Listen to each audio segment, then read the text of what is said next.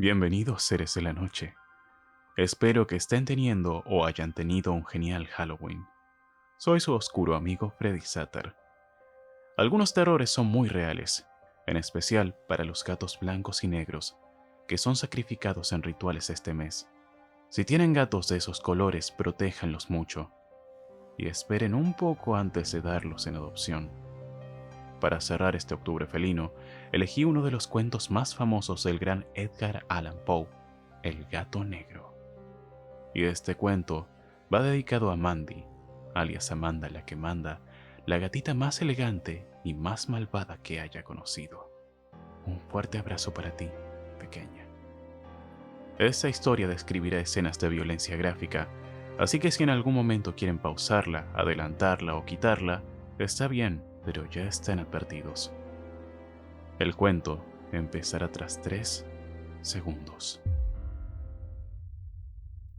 El gato negro, de Edgar Allan Poe, 1845. En cuanto al simple y sencillo relato que me dispongo a escribir, no espero ni solicito ser creído. Loco estaría si lo esperase, en un caso en el que mis sentidos rechazan su propia evidencia. Loco no estoy, y sí seguro de que no sueño, pero mañana voy a morir, por lo que hoy quisiera aliviar mi alma. Mi propósito inmediato es presentar ante el mundo, de manera llana, sucinta y sin comentarios, una serie de meros episodios domésticos. En cuanto a sus consecuencias, esos episodios me han aterrorizado, me han torturado, me han destruido. Aún así, no intentaré explicarlos. Para mí, han representado nada menos que el horror, pero para otros pueden resultar menos terribles que barrocos. De aquí en más, quizá, puede aparecer algún intelecto que reduzca mis fantasmas a lugares comunes. Un intelecto calmo, más lógico y mucho menos excitable que el mío que, en las circunstancias que yo detalle con pavor, percibirá tan solo una ordinaria sucesión de causas y efectos totalmente naturales. Desde la infancia me destaqué por la docilidad y humanidad de mi carácter. La ternura de mi corazón era tan conspicua como para hacer de mí un objeto de burla entre mis compañeros. Me gustaban especialmente los animales y fui obsequiado por mis padres con una gran variedad de mascotas. Con ellas pasaba la mayor parte de mi tiempo y nunca era tan feliz como cuando las alimentaba y las acariciaba. Esta peculiaridad de mi carácter aumentó a medida que yo crecía y al alcanzar la virilidad se convirtió en una de mis principales fuentes de placer. Para aquellos que alguna vez han experimentado cariño hacia un perro fiel y sagaz, es inútil que me esfuerce en explicar la naturaleza y la intensidad de las gratificaciones que de esto se derivan. Hay algo en el generoso y abnegado amor de un animal que llega directamente al corazón de quien ha tenido frecuente ocasión de probar la amistad falsa y la frágil fidelidad del hombre. Me casé joven y tuve la alegría de encontrar en mi esposa a alguien que compartía mis preferencias. Observando mi inclinación por los animales domésticos, no perdía oportunidad de procurarme los más agradables. Teníamos pájaros, peces de colores, un hermoso perro, conejos, un pequeño mono y un gato. Este último era un hermoso animal de notable porte, completamente negro y sagaz hasta un grado asombroso. Refiriéndose a su inteligencia, mi mujer, que era en el fondo bastante supersticiosa, hacía frecuentes alusiones a la antigua creencia popular que refiere que bajo la piel de todo gato negro se esconde una bruja. No digo que ella se tomara totalmente en serio semejante punto, solo lo menciono porque simplemente acabo de recordarlo justo ahora. Plutón, ese era el nombre del gato, fue mi mascota favorita y mi camarada. Solo yo lo alimentaba, y él me seguía donde fuera por la casa. No era sin dificultad que lograba persuadirlo de no venir tras de mí por las calles. Nuestra amistad duró de esta manera por varios años, durante los cuales mi temperamento y mi carácter en general, como por influencia del demonio de la intemperancia, experimentaron, me sonrojo al confesarlo, una radical alteración para peor. Me fui volviendo, día tras día, más melancólico, más irritable, más indiferente hacia los sentimientos ajenos. Incluso comencé a usar un lenguaje inapropiado con mi esposa. Finalmente, hasta le infligí violencia personal. Mis mascotas, por supuesto, también sufrieron el cambio de mi carácter. No solo las descuidaba, sino que llegué a hacerles daño. Hacia Plutón, sin embargo, conservé suficiente consideración como para abstenerme de maltratarlo, así como no tenía escrúpulos en cuanto a los conejos, el mono e incluso el perro cuando por casualidad o por afecto se cruzaban en mi camino. Pero mi enfermedad se agravaba. ¿Qué enfermedad es comparable al alcohol? Y al final hasta Plutón, que ya estaba viejo y por lo tanto algo irritable, comenzó a sufrir las consecuencias de mi temperamento enfermo. Una noche, volviendo a casa muy borracho luego de una de mis correrías por la ciudad, me pareció que el gato evitaba mi presencia.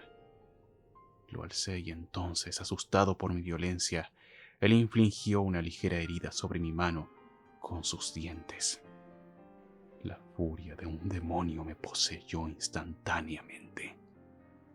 Perdí conciencia de mí. Mi alma pareció en ese momento separarse de mi cuerpo. Una más que diabólica maldad, nutrida por la ginebra, sacudió cada fibra de mi estructura. Saqué del bolsillo del chaleco un cortaplumas. Lo abrí, así a la pobre bestia por el cuello y deliberadamente le hice saltar un ojo de la cuenca. Enrojezco, ardo, tiemblo mientras anoto esta repudiable atrocidad. Cuando mi razón retornó con la mañana, cuando se disolvieron en el sueño los vapores de la orgía nocturna, experimenté un sentimiento mezcla de horror y remordimiento por el crimen del cual era culpable, pero era, como mucho, un sentimiento débil y equívoco que no tocaba mi alma. De nuevo me zambullí en los excesos y pronto ahogué en vino toda memoria de lo acaecido. Mientras tanto, el gato mejoraba lentamente. La órbita vaciada del ojo presentaba, es verdad, un aspecto horrible, pero él ya no parecía sufrir. Se paseaba por la casa como siempre, aunque, como es de esperar, huía en extremo aterrorizado al aproximarme yo. Me quedaba todavía bastante de mi antiguo carácter para sentirme agraviado por esa evidente antipatía de parte de una criatura que alguna vez me había querido tanto. Pero ese sentimiento pronto dejó paso a la irritación, y entonces apareció, para mi destrucción final e irrevocable, el espíritu de la perversidad. Un espíritu no tomado en cuenta por la filosofía. Sin embargo, no estoy tan seguro de que mi alma exista como de que la perversidad es uno de los impulsos primitivos del corazón humano, una de sus facultades primarias indivisibles, un sentimiento que da dirección al carácter del hombre. ¿Quién no se sorprendió a sí mismo 100 veces en momentos cometiendo una acción vil o tonta, por la sola razón de que no debía cometerla? ¿No hay en nosotros una permanente incitación que desafía con descaro a nuestro sano juicio a violar todo lo que sea ley, meramente por el hecho de que lo sea? Este espíritu de perversidad, como dije, se presentó en mi derrumbe final. Era este anhelo insondable de mi alma de dejarse a sí misma, de violentar su propia naturaleza, de hacer mal por el mal mismo, lo que me incitó a continuar y finalmente a consumar el suplicio que había infligido a la inofensiva bestia. Una mañana, a sangre fría, anudé un lazo corredizo a su cuello y lo colgué de la rama de un árbol. Lo ahorqué con lágrimas manando de mis ojos, con el más amargo remordimiento en mi corazón. Lo ahorqué porque sabía que me había amado y porque estaba seguro de que no me había dado razón alguna para matarlo. Lo ahorqué porque sabía que al hacerlo cometía un pecado mortal que arriesgaría la inmortalidad de mi alma hasta llevarla, si tal cosa fuera posible, aún más allá del alcance de la infinita misericordia del más misericordioso y más terrible Dios. En la noche del mismo día en que cometí tan cruel acto, fui despertado por gritos de ¡fuego! Las cortinas de mi cama estaban en llamas. La casa entera estaba ardiendo. Fue con gran dificultad como mi esposa, un sirviente y yo mismo pudimos escapar de la conflagración.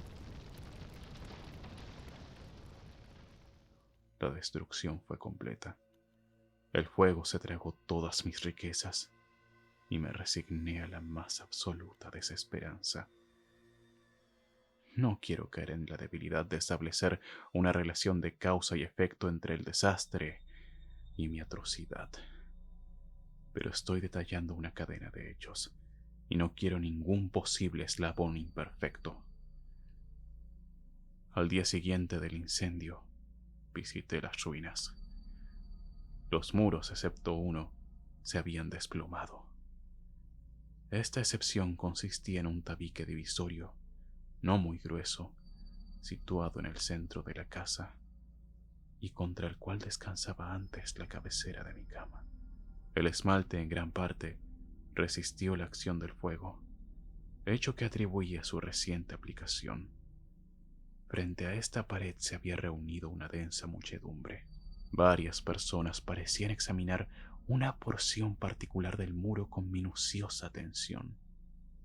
Las palabras extraño, curioso y otras expresiones similares excitaron mi curiosidad. Me aproximé y vi, como grabada en bajo relieve sobre la blanca superficie, la figura de un gigantesco gato. El contorno tenía una exactitud verdaderamente maravillosa. Había una cuerda alrededor del cuello del animal. Al descubrir esta aparición, ¿de qué otra forma considerarla? Mi asombro y mi terror fueron extremos. Pero la reflexión vino en mi auxilio. El gato, recordé, había sido ahorcado en un jardín adyacente a la casa. Al producirse la alarma del incendio, el jardín había sido inmediatamente invadido por la multitud. Alguien debió de cortar la soga y tirar al gato por alguna ventana abierta dentro de mi habitación. Es probable que hubieran tratado de despertarme en esa forma. La caída de las paredes habrá comprimido a la víctima de mi crueldad contra la sustancia fresca del emplasto recientemente aplicado al muro, cuya cal, junto con las llamas y el amoníaco del cadáver, produjeron la imagen que yo acababa de ver. Si bien de esta forma quedó satisfecha mi razón, aunque no mi conciencia, sobre el extraño episodio, lo ocurrido dejó una fuerte impresión en mi fantasía. Durante muchos meses no pude librarme del fantasma del gato, y en todo ese tiempo hubo en mi espíritu un sentimiento ambiguo que se parecía, sin serlo, al remordimiento. Llegué al punto de lamentar la pérdida del animal y buscar, en los viles antros que habitualmente frecuentaba, alguna otra mascota de la misma especie y de similar apariencia que pudiera ocupar su lugar. Una noche en que, borracho a medias, me hallaba en una taberna más que infame, mi atención se dirigió hacia algo negro posado sobre uno de los enormes toneles de ginebra o de ron que constituían el principal moblaje del lugar.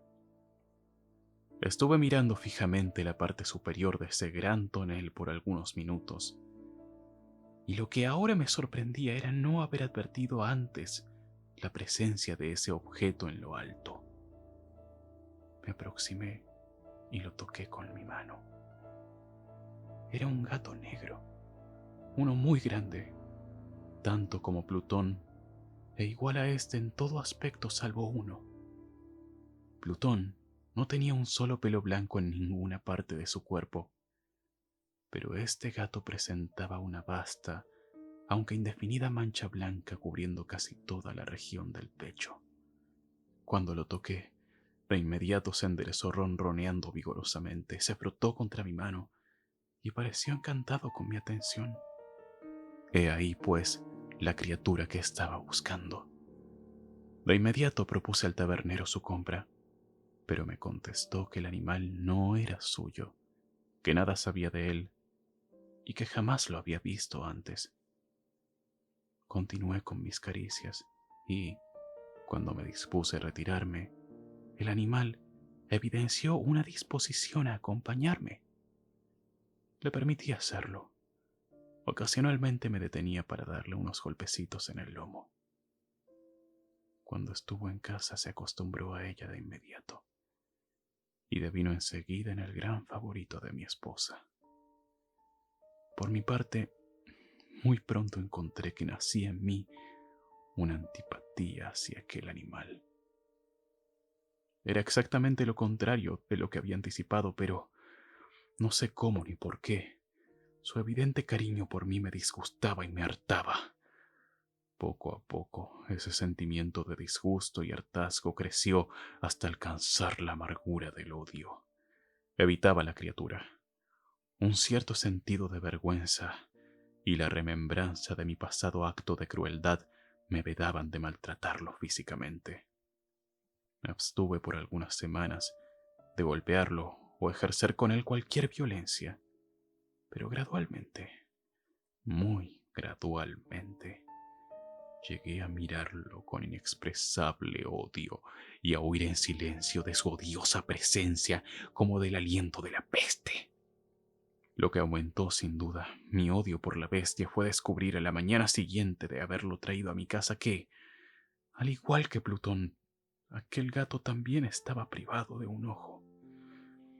Esta circunstancia, sin embargo, lo hizo más grato a mi esposa, quien, como ya dije, poseía en alto grado esos sentimientos humanitarios que alguna vez habían sido mi rasgo distintivo y la fuente de mis más simples y más puros placeres.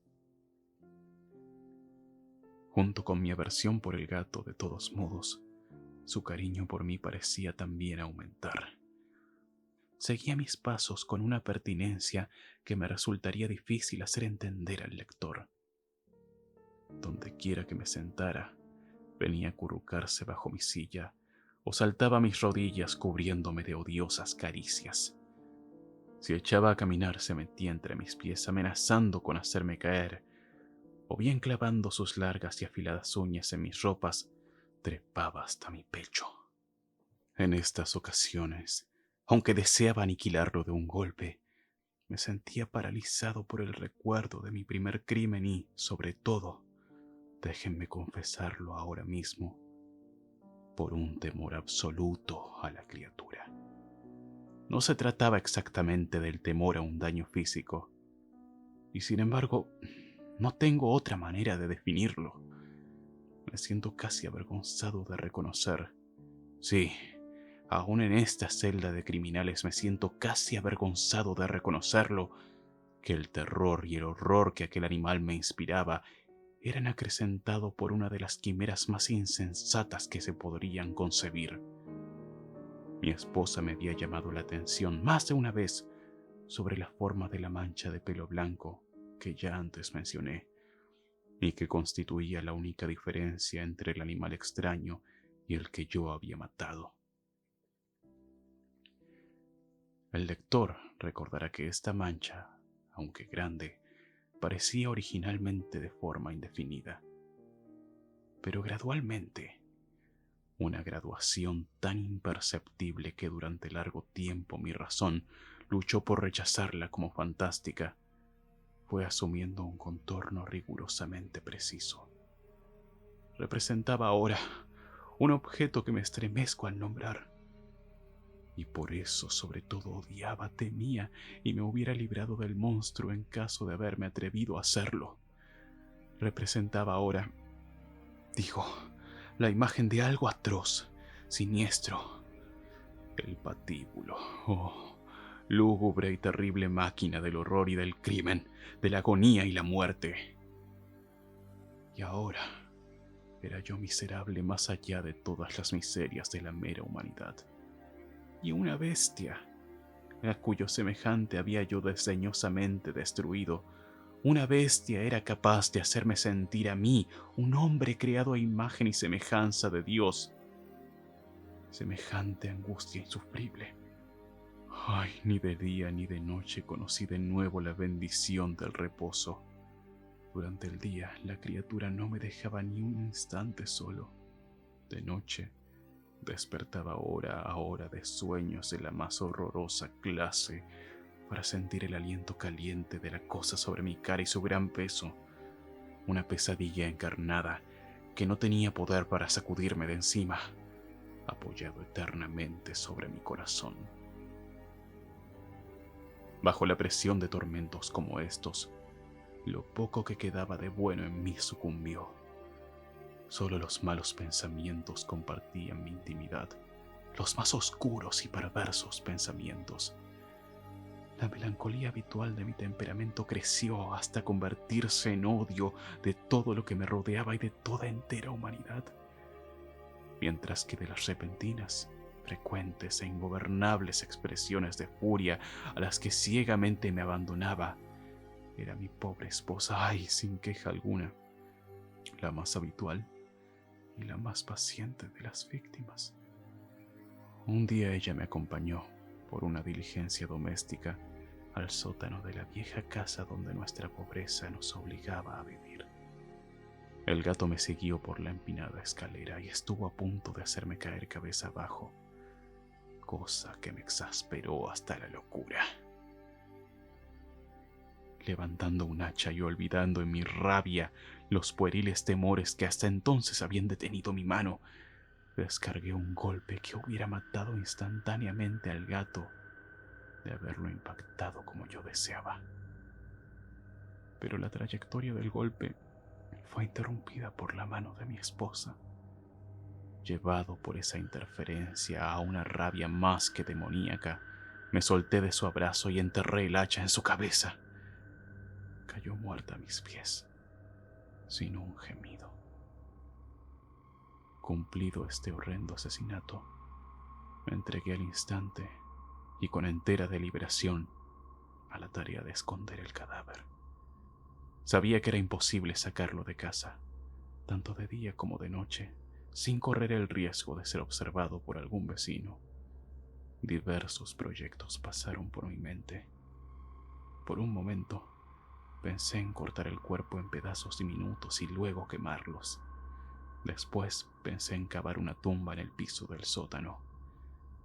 Deliberé acerca de arrojar el cuerpo al pozo del patio o meterlo en una caja como si se tratara de una mercancía, con los arreglos usuales, y llamar a alguien para que se ocupara de retirarlo de la casa. Finalmente, di con el que me pareció el mejor expediente entre los que había considerado. Decidí emparedar el cuerpo en los muros del sótano, tal como los monjes de la Edad Media emparedaban a sus víctimas. Para un propósito semejante, ese sótano se adaptaba muy bien. Sus muros eran de material más bien liviano y estaban recién revocados con un emplasto ordinario que la humedad de la atmósfera no había dejado endurecer. Además, en una de las paredes se veía la saliente de una falsa chimenea u hogar que había sido rellenada y tratada de manera similar al resto del sótano.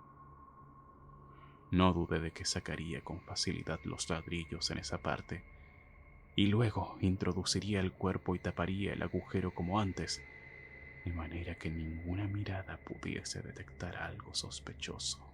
Y en estos cálculos no estaba equivocado. Con ayuda de una palanca saqué fácilmente los ladrillos y, habiendo colocado cuidadosamente el cuerpo contra la pared interna, lo mantuve en esa posición mientras, sin inconvenientes, aplicaba de nuevo la mampostería en su forma original. Después de procurarme argamasa, arena y cerda, preparé una mezcla que no se distinguía de la vieja, y con ella revoqué cuidadosamente el nuevo enladrillado. Cuando terminé, me sentí satisfecho de que todo hubiera salido bien. El muro no mostraba la menor señal de haber sido tocado. El material del suelo fue limpiado con el máximo de los cuidados. Miré alrededor triunfante y me dije, aquí al menos mi labor no ha sido en vano. Mi siguiente paso fue buscar a la bestia que había sido la causa de tanta desgracia. Por fin, después de todo, me había decidido a matarla. Si el gato hubiera surgido ante mí en aquel momento, no hubiese cabido duda sobre su destino. Pero al parecer, el astuto animal se había alarmado por la violencia de mi primer acceso de cólera y se cuidaba de no aparecer ante mí mientras estuviera de mal humor. Es imposible de describir o imaginar la profunda, la maravillosa sensación de descanso que la ausencia de la detestada criatura trajo a mi pecho. No se presentó durante la noche y a raíz de ello, por primera vez desde que había entrado en casa, pude dormir profunda y tranquilamente. Sí, dormí, aún con el peso del crimen sobre mi alma. El segundo y el tercer día pasaron y mi atormentador seguía sin aparecer. Una vez más respiré como un hombre libre. El monstruo, aterrado, había huido de la casa para siempre. Ya no volvería a contemplarlo. Mi felicidad era suprema. La culpa de mi oscuro accionar apenas sí me disturbaba. Se realizaron unas pocas averiguaciones, a las que respondí con facilidad. Incluso hubo un registro en la casa, pero por supuesto, nada se descubrió. Empecé a ver mi futura felicidad como segura.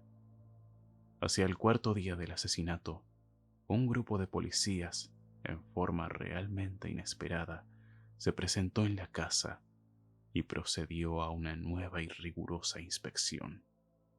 Seguro, sin embargo, de la inescrutabilidad de mi escondrijo, no sentí embarazo alguno.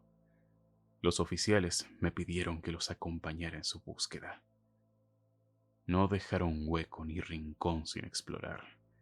Finalmente, por tercera o cuarta vez, bajaron al sótano.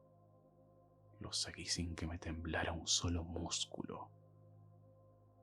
Mi corazón latía calmo como el de quien duerme en inocencia. Recorrí el sótano de un lado a otro. Había cruzado los brazos sobre el pecho y andaba tranquilamente de aquí para allá. Los policías estaban completamente satisfechos y se disponían a partir. La alegría de mi corazón era demasiado grande para reprimirla. Ardía por decirles, aunque más no fuera una palabra como prueba de triunfo y para doblarles su seguridad en mi inocencia. Señores, dije por fin, mientras el grupo subía la escalera, me alegro mucho de haber disipado sus sospechas. Les deseo mucha salud y un poco más de cortesía. Dicho sea de paso, caballeros, esta casa está muy bien construida. En mi rabioso deseo de decir algo natural, apenas sí sabía de qué estaba hablando. Sí, debo decir que es una casa de excelente construcción, estas paredes. ¿Ya se marchan ustedes, caballeros? Fueron sólidamente levantadas. Y aquí, en medio del frenesí de mis bravatas, golpeé fuertemente con el bastón que llevaba en mi mano sobre el sector del enladrillado tras el cual se hallaba el cadáver de mi esposa del corazón. Que Dios me proteja y me escude de las garras del archidemonio. Aún no habían cesado las resonancias de mis golpes, cuando una voz respondió desde dentro de la tumba. Un quejido, sordo y entrecortado al comienzo, semejante al sollozar de un niño que luego creció rápidamente hasta convertirse en un largo, agudo y continuo aullido totalmente anómalo e inhumano. Un alarido, un clamor de lamentación, mitad de horror y mitad de triunfo, como solo puede haber brotado en el infierno, conjuntamente de la garganta de los condenados en su agonía y de los demonios exultantes en la condenación. De lo que pensé en ese momento, sería una locura hablar. Desfalleciendo, fui tambaleándome hasta la pared opuesta. Por un instante el grupo de hombres en la escalera quedó paralizado, en extremo del terror, del pavor. Al instante siguiente, una docena de robustos brazos la emprendieron contra la pared. Se cayó en un solo bloque. El cadáver, ya muy corrompido y lleno de coágulos de sangre, apareció erecto ante los ojos de los espectadores. Sobre su cabeza, con su boca abierta y roja, y el único ojo como de fuego, estaba agazapada la bestia horrible, cuyas artes me habían inducido al asesinato y cuya voz delatora me entregaba al verdugo. Había emparedado al monstruo en la tumba.